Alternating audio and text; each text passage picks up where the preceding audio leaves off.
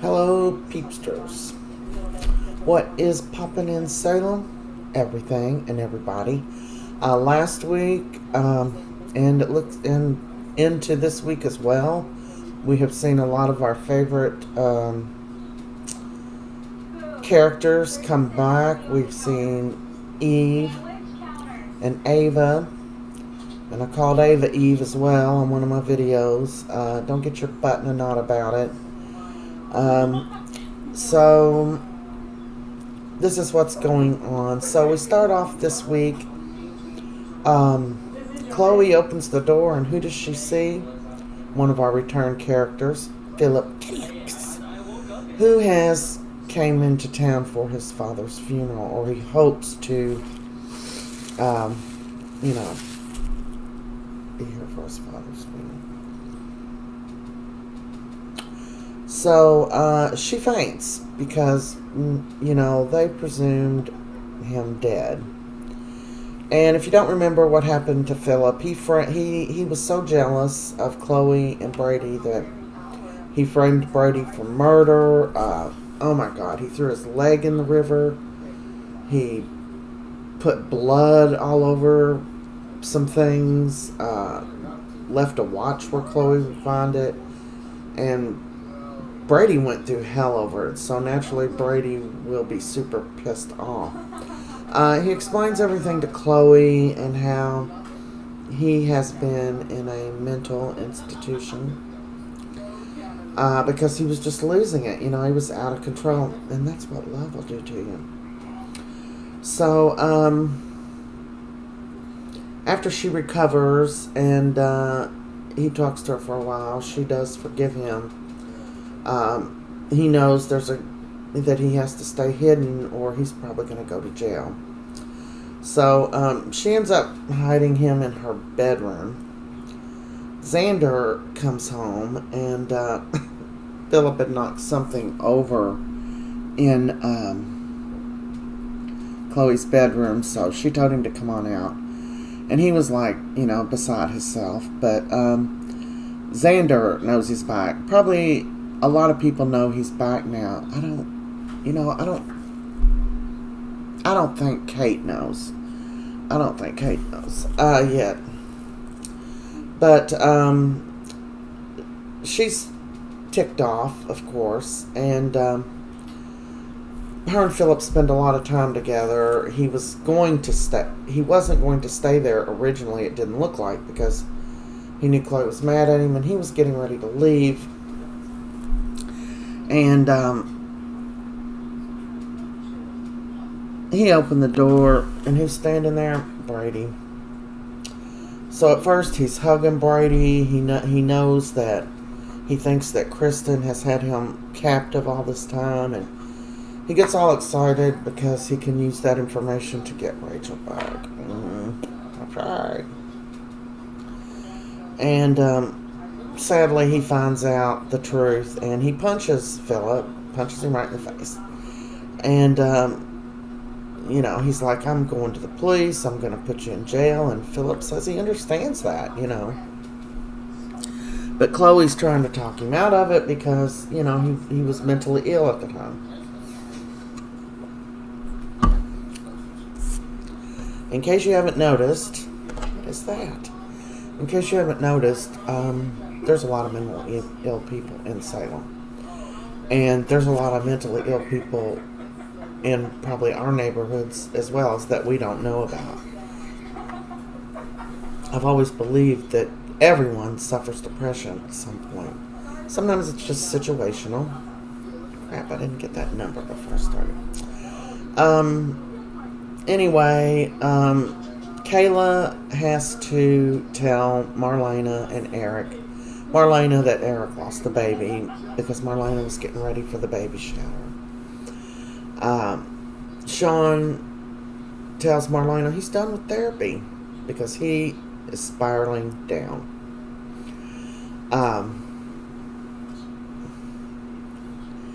Sarah starts to tell Xander the truth when she started cramping, and Xander had to take her to the hospital. Rex ended up flying in to surprise her And he made it to the hospital, and he was questioning why Xander was there. And Sarah explained to him that he was at the house to see Maggie, and she started cramping, and he just got her to the hospital. So Xander ended up leaving, but it turned out to be Braxton Hicks. But Xander just kind of lingered outside the door. He's still got his thoughts on this baby's his, I believe, and it is his. So, she wasn't coming clean, actually. What she wanted him to know was that Rex and her are getting married. Which is what she ended up telling him, actually, in the hospital room.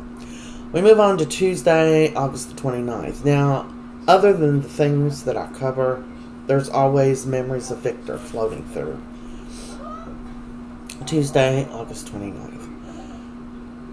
Chloe hugs Phillip face to face with Brady. I already covered that. Oh, okay, so all that didn't happen until Tuesday. And Brady hugs Phillip. He thinks that Kristen held him captive. But Brady comes clean. Phillip comes clean, I mean. Sean is, Belle is frantic.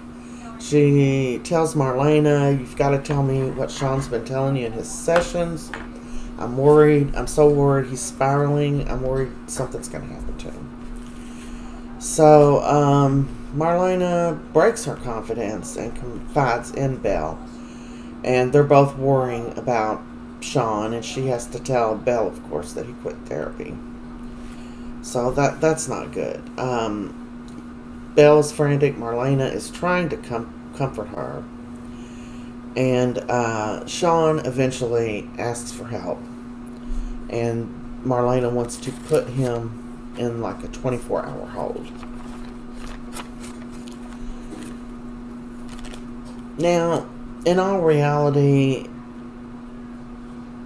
if you're in bad shape like Sean was and you go to the hospital, you are not going to get out in 24 hours. And I know this for a fact. It's a fact, Jack. I don't care what state you live in. I don't care what branch you're swinging from. You're not going to get out in 24 hours. So anyway. Moved on to Tuesday. Paulina wants to rehire Rafe. She wants him to come back as the commish. And he says he can't do it until they get that rule changed. So she goes and files something with the board to change the rules so he can come back to work. We move on to Wednesday, the 30th. Dimitri and Gwen and Leo are home. Kristen and Dimitri talk about Mr. Roth, who had came to see Dimitri. As I told you last week, he's got the first installment of his check. Now keep in mind that Gwen doesn't know anything about this money. And I really don't know why he's keeping it from her other than the fact that he only married her to get the money.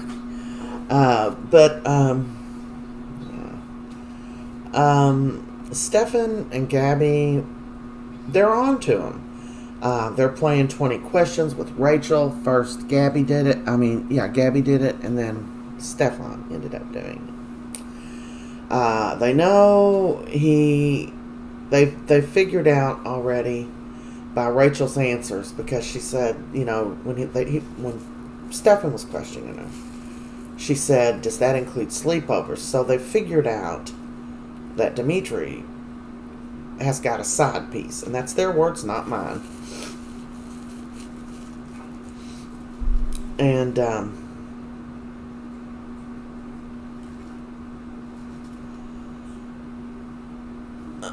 so Gabby ends up visiting Mr. Roth in the hotel, and she says she wants to put her daughter in his school because that was his and mainly Kristen's cover. And then she said, and he's told her just to go through the regular admission procedures. And then she said something about her son, and she said, your son or daughter both just have to go through regular admissions. And she said, well, that's interesting, since it's an all-girls school. So why don't you tell me what you're really up to? And he ends up spilling the beans. I mean, no backbone, boy. Now, in case you haven't figured this out, once you see this character, Mr. Roth, I figured out from the get-go. I seen him on the phone one day telling somebody he loved him. And I just, right off the bat, got the thought, he's in a relationship with a man. This is what's happening here. And I don't know what made me think that. It's just the vibe. And it turned out that vibe was true. So, like I said, Stefan was playing the game with Rachel. He tries to trick her, but then again, here comes Kristen. She's always catching them. She knows they're up to something. But Gabby gets the truth. Now, later on in the show on Wednesday, Leo was going through the square, yanking around his suitcase, bitching about something, and he ran into Sonny. Sonny's back home for Victor's funeral as well. And Sonny's very much wants nothing to do with Leo because he still holds it against him being part of Susan's death and kidnapping Bonnie. And Sonny told him, it was a nightmare for our whole family, man. If you were my friend, you wouldn't have done that. But Leo keeps trying to convince him, I'm your friend, I care, and I've got me a man now, or whatever he said. And he showed him pictures of his abs and stuff. And, Leo is a funny little psychopath, but he's just disgusting a lot of the time. So, but he's so off the wall, and I like his character. I really do. He just cracks me up sometimes. He's just so self-absorbed, and it's hilarious because mainly what he cares about is himself, obviously. Okay, so he has those conversations with Sonny, and Sonny finally just walks off. Then we pop into Thursday. Kristen slips up with Gwen and tells her, oh, Dimitri told you everything, and now she's got to make up some kind of story to tell Gwen. So Gwen's all kinds of confused about things going on. Leo tells Dimitri, and I knew this was coming too, because Mr. Roth has to talk to Dimitri and his wife, Gwen, as well. So, since Gwen doesn't know anything about it, Leo decided to dress up in drag, be his woman, and he did very well. This isn't the first time they've dressed up in drag on the show. The last time was just hilarious, and Will and Sonny and several of them, and that other guy, what was his name? Oh, crap. But, so, except for his hands being manly, he looked a lot like a girl. So, I don't know that I would have fell for it, but neither did Mr. Roth. So,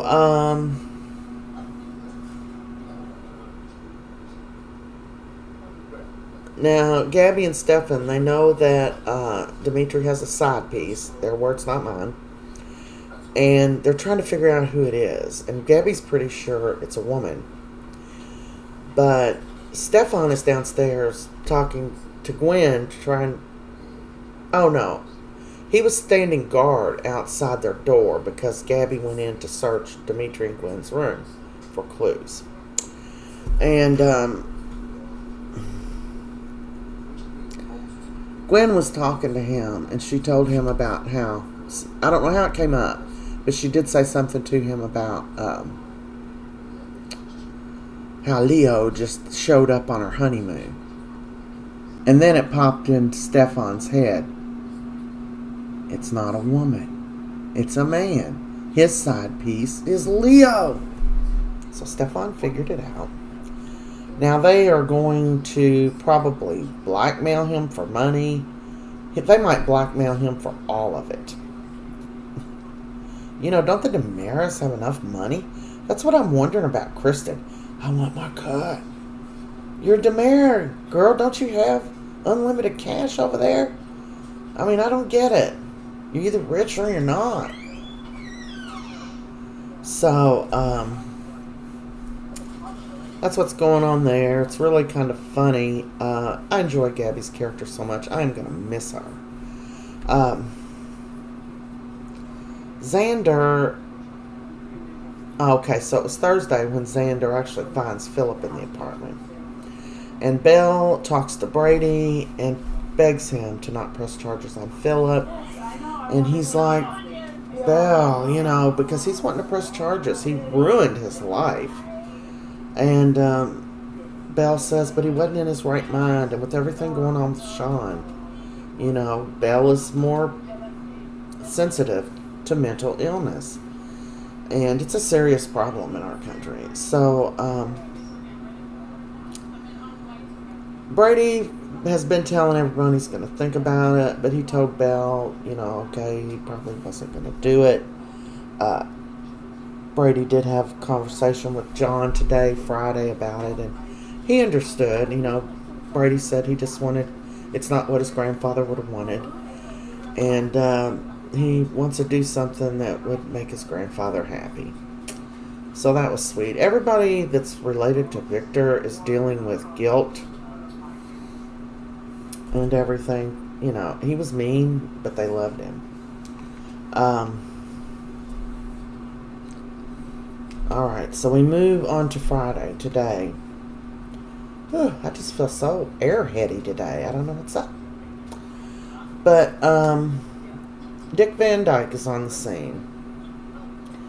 And I love Dick Van Dyke. There we go. I loved Dick Van Dyke. There we go. And he's old and gray and just precious.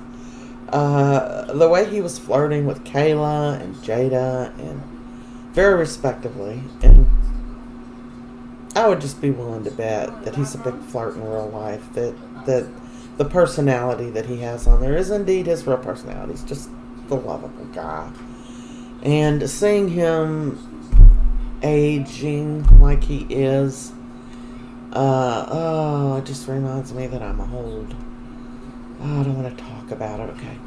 So, he was found kind of wandering around, and he had some bruises on him. So Jada and her officer brought him in to Kayla to have him examined. And Kayla's talking to him, and he doesn't remember his name. And he does know that he's been walking for days. He's trying to find his son. And he has good reason to believe, because of a dream he had, that his son is there in Salem, or near. Him and Kayla have just the sweetest conversation. And Marlena goes to the pub and finds John and Patch celebrating a case. And she tells them she's got another case for them because she wants them to help John Doe, as they call Dick Van Dyke. And she wants them to help him find his family. So they're gonna take that case on. That should be interesting. And who is he the father of? Okay, Paulina and Abe had a date. And it sucked. Somehow Abe got the information of how deceitful Paulina was to him in the beginning. And Patch is telling him she's changed. And you gave her, you loved her. You all were just, this great couple. And he said he's tired of being lied to. And there's a fly in here. He's tired of being lied to, and I don't blame him. But poor Paulina, she's just heartbroken with her little teeny shoes.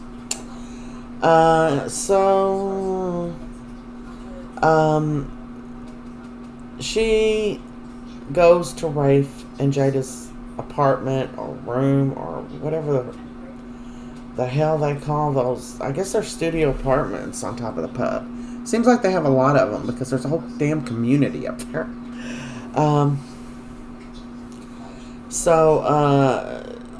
While she's trying to talk to Rafe and Jada, Rafe, who's telling her, just hire Jada. I'm not going back. until that rule's changed. And Paulina's like, oh, I get it.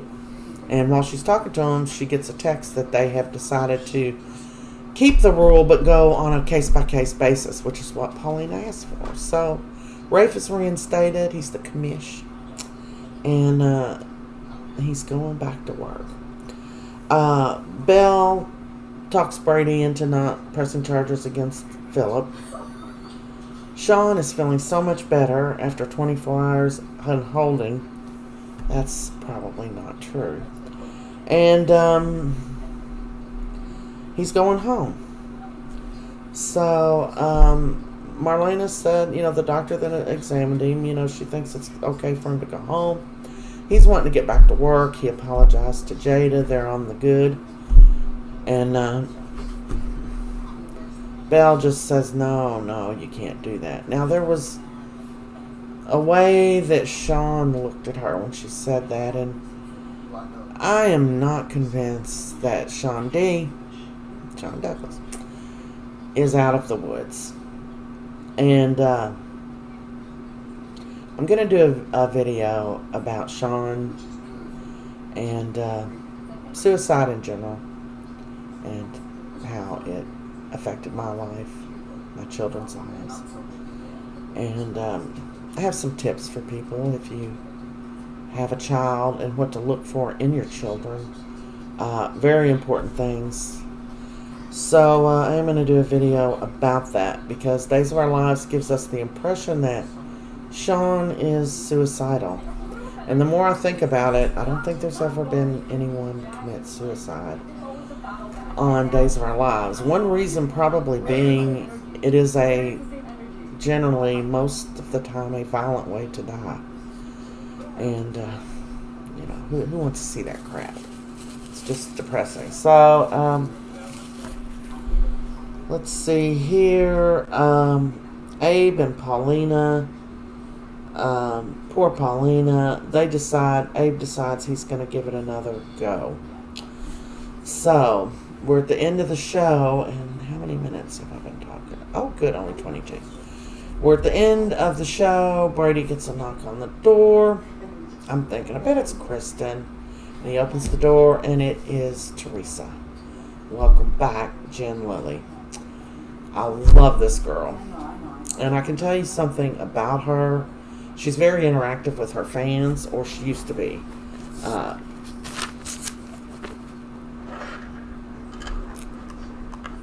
I had made some comments about dresses and things on Twitter a few years back when she was on Days of Our Lives before, and she's a bit interactive with her fans, which fans appreciate.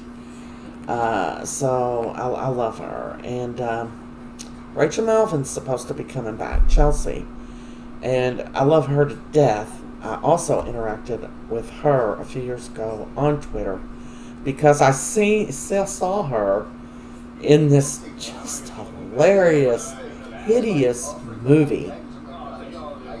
And there were killer beavers in it. Her and some other kids. And I told her I ran up on that. I left her a comment. I said, girl, you've come a long way. I laughed my ass off. I bet that was a hilarious movie to make.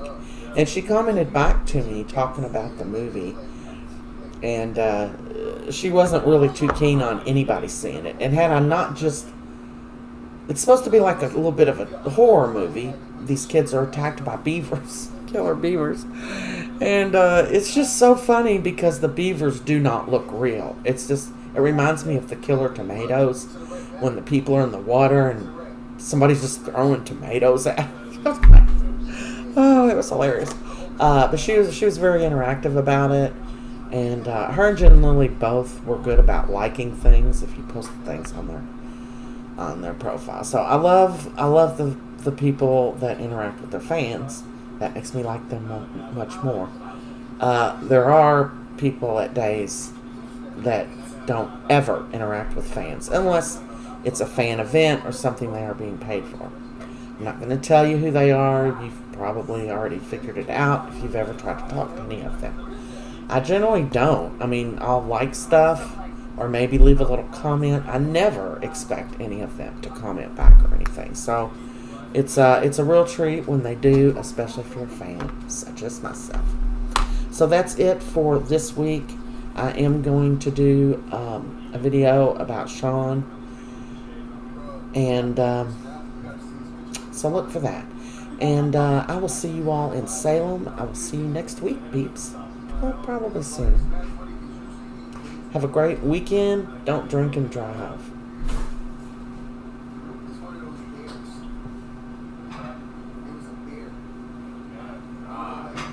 Did you burn them? Oh yeah, we've been run out of dishwashing liquid for a long time. I was waiting for you to finish your video. I thought maybe you've done it. No, if I hear you, I stop it. And I just finished this one, so.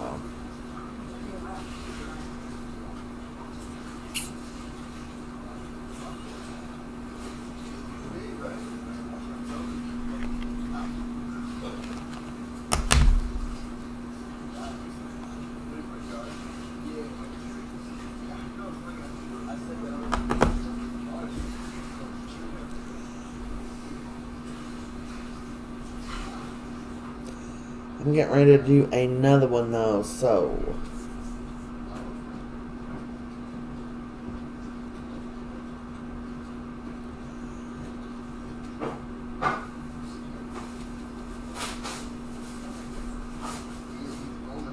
I know, I can tell.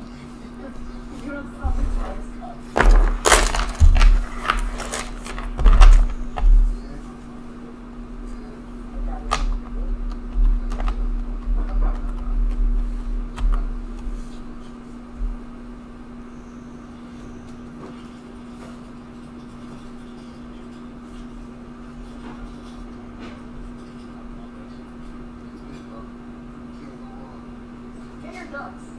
Get your ducks. Yeah, it's been an hour, 20 minutes. I think they're done. Oh yeah. So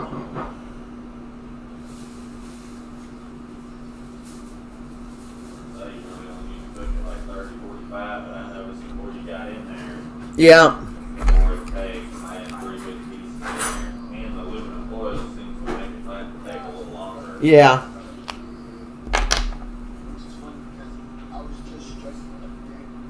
God, they're just delicious, man.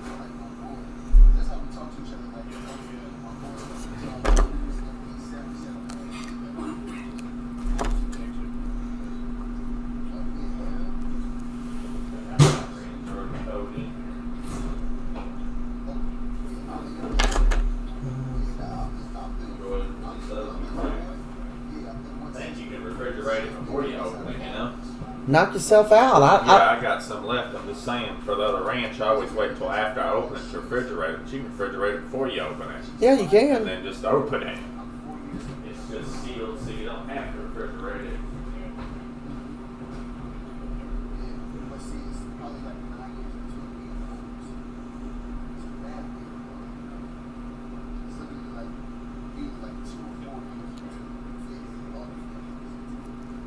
Got the same mother.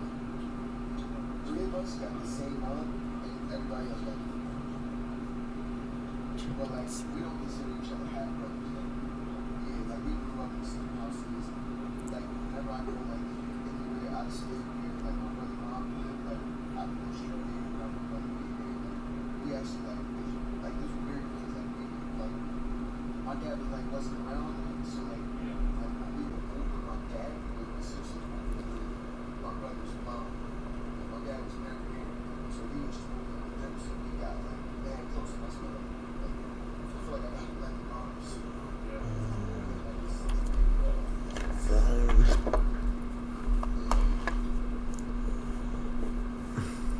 Pretty interesting life, man. 1,000.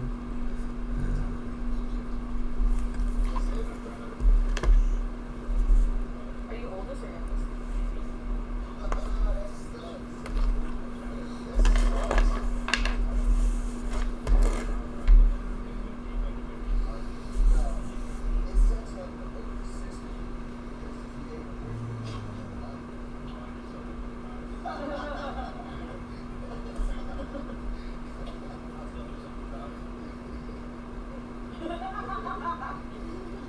We got a chest jump.